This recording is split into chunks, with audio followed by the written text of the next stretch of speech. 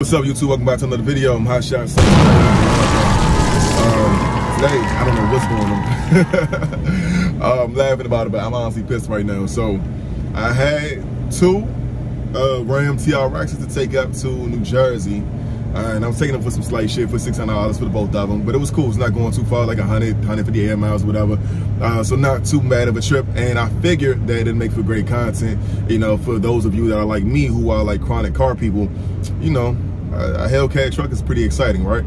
And I booked those last night. Stay in the middle 2 lanes. This morning, a couple Teslas came up on the load, well, more than a couple. So one of the brokers I typically use, she's been going crazy on the load board lately.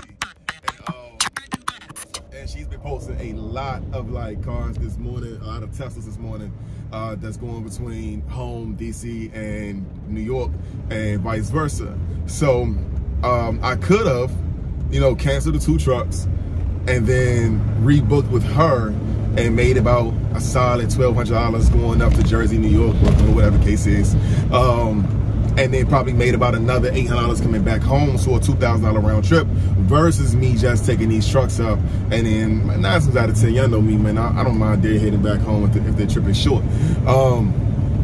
But I chose to stick with the Ram TRXs because I figured, let's make a long-term play. You know, let me do content-wise, you feel me? And I also double as a broker, so content-wise, I figured it would do me more good to be able to get these shots with the TRXs and get those loaded, and it'll be better clickbait for you. Not really clickbait, but you know what I mean. But better clickbait for you all to stop and get more traffic on the YouTube channel, more traffic on the Instagram page, so on and so forth. And then it'll be more trust that I will have between myself and my viewers next time that they might need their Hellcats and their Hellcat trucks and their prized possessions transported. You know, you'll have more trust leaning towards me because you'll be able to see me live get this job done. So even though it was paying less, that $600 versus $2,000, so even though I get less right now, I figured make a long-term play, I get more in the long run between content and building relationships based upon my work ethic and using these type of vehicles, whatever. And I don't think that the Teslas will bring about the same type of content, because you guys have seen me haul Teslas day in and day out. That's like the main thing that I do, right?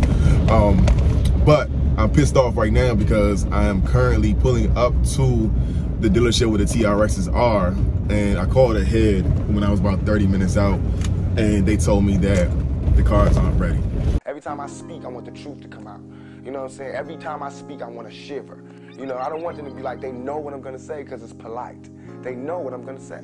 And even if I get in trouble, you know what I'm saying? Ain't that what we're supposed to do? I'm not saying I'm going to rule the world or I'm going to change the world, but I guarantee that I will spark the brain that will change the world. And that's our job, is to spark somebody else watching us. We might not be the ones, but let's not be selfish, and because we're not going to change the world, let's not talk about how we should change it. I don't know how to change it, but I know if I keep talking about how dirty it is out here, somebody's going to clean it up.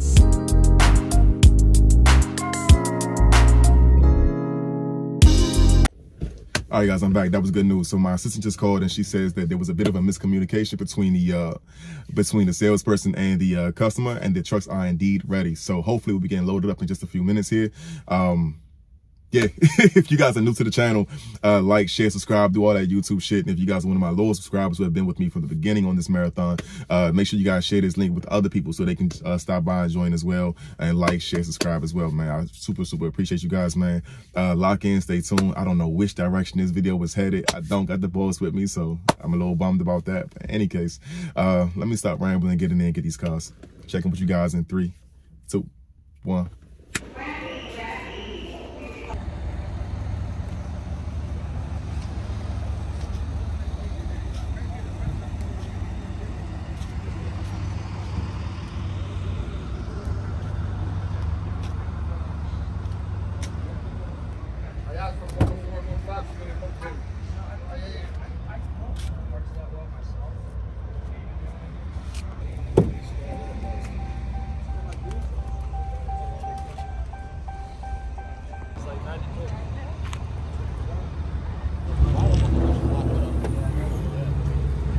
Oh, they got the supercharger covered.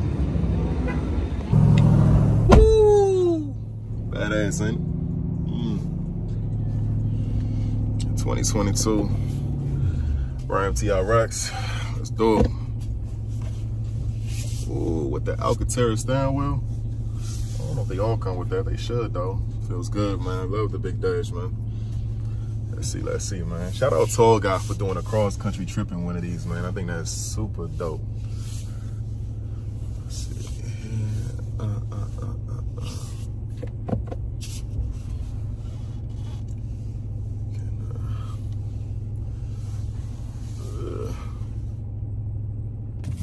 I think that's the other one right there, guys. So you got the black one. Eesh. Crazy.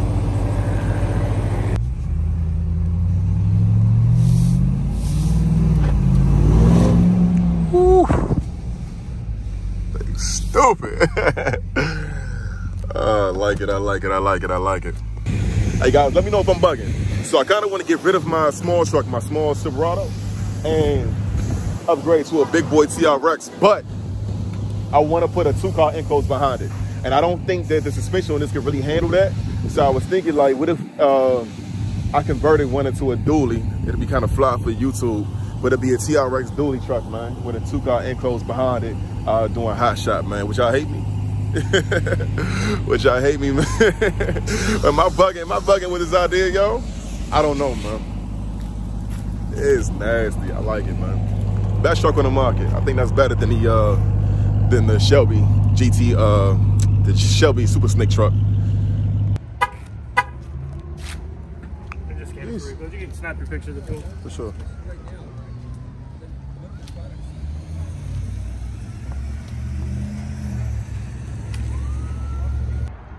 Whew. Hey guys, check this out, man. Got the Alcantara suede on the doors, man. I thought this was carbon fiber. It's not. I don't know what that is, man, but it looks good. It looks like we got carbon fiber right here, though. Little trim pieces in here. Having carbon fiber on a pickup truck makes no sense to me, but it looks good, though. Like, are you really trying to shave weight? Yo, these things, man. I think the Dodge interiors all around always look cheap, except for this one right here. I think Dodge did their thing on this one, but all like the Hellcat interiors and all of that, I think they look more or less cheap, in my opinion. This is the best interior that Dodge has, y'all. They put the...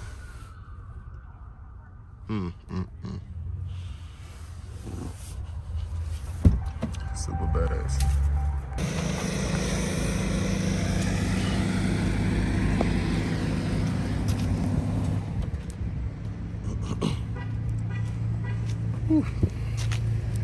Love these things, man. Yeah. Can I leave my card with you? I'm sorry? Can I leave my card with you? Yeah. There you go. Thank you, boss. You do transfer around here? Everywhere. Right, whole nation, man. I also do $100 referrals, too. So next time you got a customer out of state, hit me up. I would have gave you $200 for this. I'm going to need you myself, bro. We're always shipping out cars. Oh, for sure, for sure. These things are badass.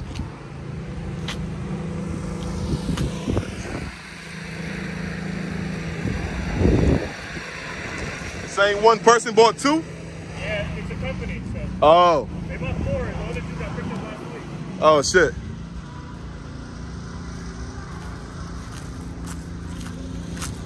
Yes.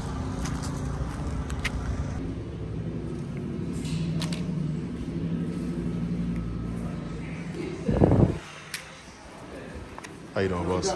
Just my business cards. What you do? Auto hauler, car transport. I got enclosed and open carriers. I'm picking up some TRXs from you guys right now. You? So you transporter? Yeah, I'm a transporter. Beast, man. Give me one more. Give me one more. Oh, for sure, for sure. We'll hook you up, man. That's what's up, man. I also do $100 referrals too. So if you have any customers out of state, Yeah. let me know, man. So I do everything for all of the Coons dealerships around. Fucking Yeah. Gucci, man. That's All dope, my salespeople, they make decent money too. So if you send me 5 cars a week, that's $500 to you, man. Yo, gotcha. Make some passive money with me.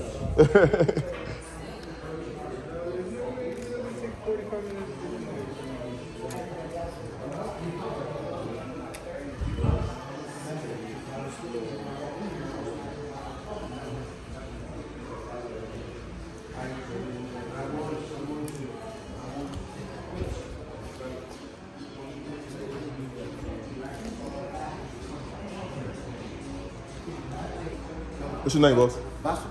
Huh? Basil. Basil? Yeah. Look forward to your call. That's my man. You guys want to know how to build a successful hotshot company? That's how. You know what I'm saying? I don't rely on low boards, yo. Low boards get me here. I get myself through the door and I maintain the contact.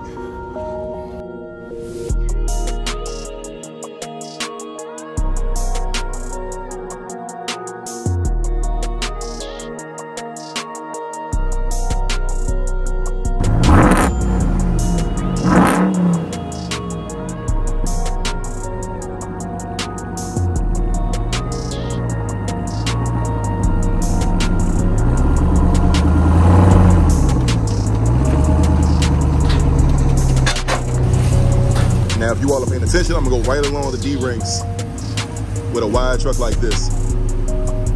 Like right on the edge of the D-rings. Sometimes, like for Rocky Ridge trucks, it's even wider. You gotta go all the way to the edge of the trailer. But for this one, you're gonna go right to the edge of the D-ring. And then I'm gonna load this first one up, since I got this wedge, right where the wedge starts to flatten out. Like right here, boom. I'll show you guys when I get down what I mean by flatten out. We'll leave it. Bring a little bit more. Right there should be good.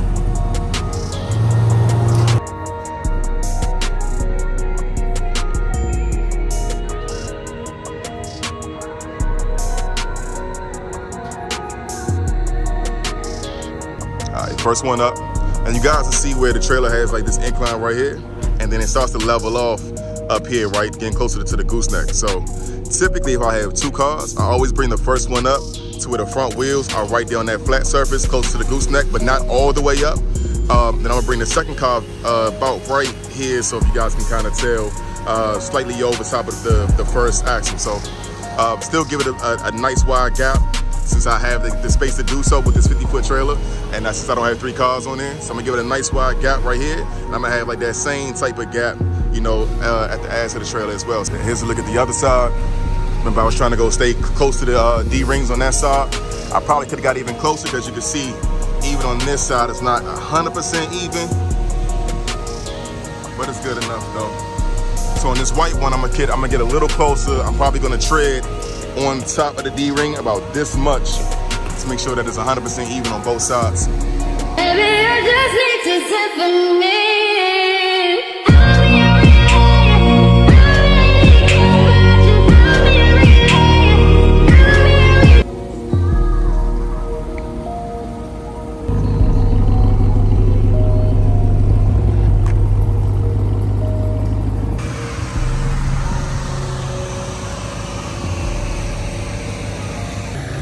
All right, guys, so real quick, as you guys know by now, I like the lasso strap. I don't have like the over the wheel straps for this trailer, because I have a diamond-plated trailer. It doesn't have like the mesh floor in order for me to do like the over the wheel straps. So instead, I go with a lasso. I go with the TRX.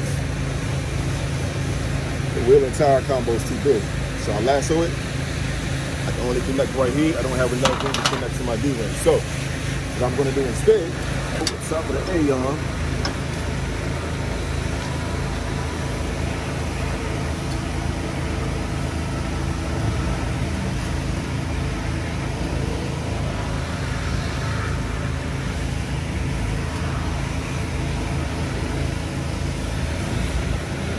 let's give it one more, nice and tight. We're gonna fold out loose strap. Gonna tie this in here any kind of way, man. Everybody got their own way of doing this, man. I'm kind of messy with mine, but gets the job done. You invest in something and you hustle and you work for something, you got a different type of attachment to it. You're gonna have a cold day in hell for somebody to try to take this from you. We live by this, we die by this. We don't surrender, we don't retreat. Every man must search his own soul. I listen to that quote every morning. What's up? It's the next day. Currently raining, as you guys can see. I still haven't delivered the TRXs, as you guys saw. The location that they're going to doesn't close until 5, so I kind of make a point now to try to start my day later and get to a business right before they close, versus to get into somewhere right before they open. That used to be my strategy, but I'll tell you guys why a little later. Right now, I'm gonna chill out here in front of the hotel, head to check out. So I'm gonna chill out here for a couple hours, see if I can get a good backhaul. I have 0 cars coming back out of New Jersey, Philly area, going back to home to DC, as well as I got another truck that I need to get his backhaul booked up as well, because he also is sitting on 0 right now. I do not advise for anybody to get into the car hauling right now, just because, yo, the load boards shit right now. And coming into it, you're gonna be at the beck and call of the load boards. And it's just not it, yo. This industry really only works, in my opinion, if you vertically integrate. So you gotta both be a carrier, a dispatcher, a broker. Man, listen, I'm working on becoming a not a freight forwarder, but a what do you call it, man? Factoring company. I'm working on becoming a factoring company right now. So you know, until you successfully vertically integrate your business, the car haul is not really going to be fruitful for you, in my opinion, because when the load board is down, luckily for me, brokering is up right now, you know, or if brokering is down and the load board is down, then dispatching is up. So, you know, it keeps things kind of balanced. But if you're only a carrier and the load board doesn't look good for you, then listen, you kind of ass out. And if you guys know me, man, you know I hate my business and my livelihood being leveraged by brokers, yo. You feel me? So being contingent upon how much a broker wants to pay, or you know, how many loads are up on the load board, and so on and so forth. So in this instance, there was a decent load coming out of like the Philadelphia area, headed back home for like 1,000 for 3 Teslas. However, I called too late and the load was already gone. So it put a battery in my back now to contact Tesla directly and try to get onboarded with Tesla somehow. I don't know how to do it, but we're working that out right now. Try to get onboarded with Tesla so I can go through Tesla directly for a lot of these loads in the future, versus having to go through man, TFI and what's the other cat's name? TFI and the Finest Carriers, yo. They seem like the 2 brokers that had the bulk of like the Tesla loads coming out of my area, going along my lanes or whatever. So I figured there's something like in-house that Tesla has to where they probably have like their own load board that brokers have access to, and these brokers just like book the cars off the Tesla load board and redispatch them on central dispatch and whatnot. And you know, that's cool or whatever, but I'm tired of going through the middleman when it comes to these Teslas, man. There's too many Teslas moving for me not to have my hands in the pot directly. So, you know, that's one of my next ventures or what have you, man, is to try to attack them. And if I figure it out, man, I'm gonna share a game with you guys, man, so you guys can go ahead and attack that as well. So there's enough money out here for everybody, essentially. But other than that, just sitting, waiting for this, waiting for a good load to come through. Time to get rolling. Basic tip, yo. You guys see, anytime I'm parked up, I always drop my landing gear. So we'll go. Keep my stick separated. But I always drop my landing gear because I don't want the trailer sitting on my differential overnight while it's loaded. You know what I'm saying? It's just a lot of weight to be sitting on the truck for no reason. So every day, if you load it, heavy or not, put your landing gear down. Winch your landing gear as up as you can to take as much stress off the truck as possible. You know what I'm saying? You want to preserve your equipment. Make sure the shit lasts as long as you can, as best as it can.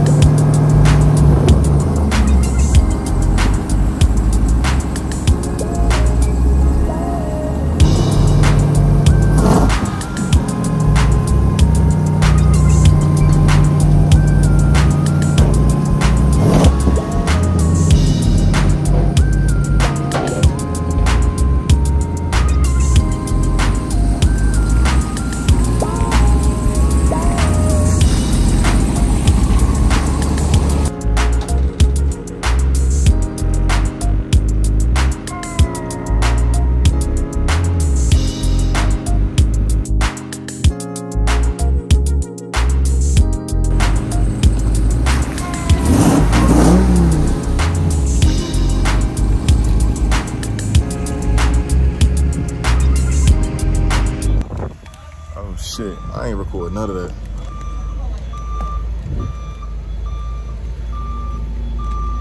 Like, share, subscribe, do all that YouTube shit. Catch you guys on the next one. Peace.